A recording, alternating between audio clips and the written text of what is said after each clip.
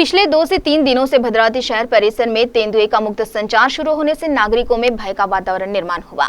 इस पार्श्वभूमि पर one विभाग ने जल्द पिंजरा लगाकर तेंदुए को कैद करे, ऐसी मांग स्थानिक नगर सेवकों ने इससे पहले भी की थी, लेकिन वन विभाग की ओर से कोई बड़ी कार्रवाई न होने का आरोप हो रहा है। 2 दिन पहले गौतम नगर और जिला परिषद स्कूल के पीछे स्थित इलाके में तेंदुए ने एक बछड़ा और सुअर को मार गिराया था।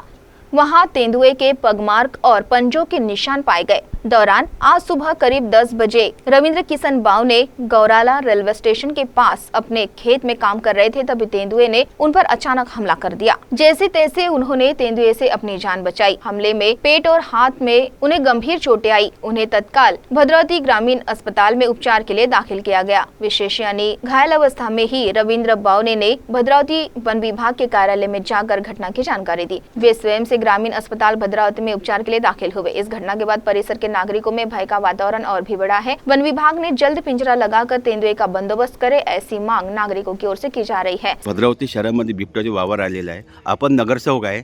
त्या वाटेतील आज भद्रावती शहरामध्ये गौराडा येथील एका व्यक्तीला बिबट्याने हल्ला केलेला आहे। काय सांगाल आपण?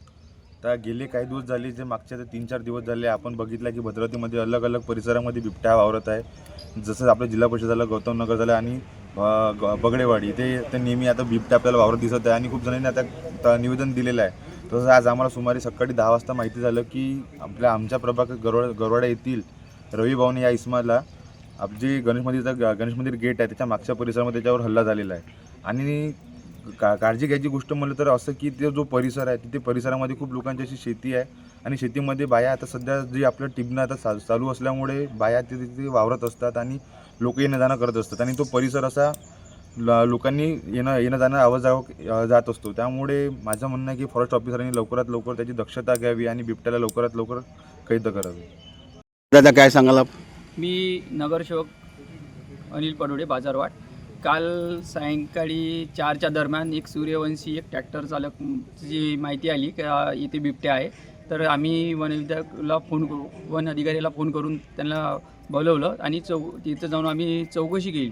तर तिथं बिबट्याचे 2-3 जागी बिबट्याचे असे पंजे उमटले होते आणि आज आम्ही सकाळी वन अधिकाऱ्याला जाऊन एक निवेदन दिलं। त्या माझ्यासोबत प्रथम होता आणि सुयोग भोयर होते।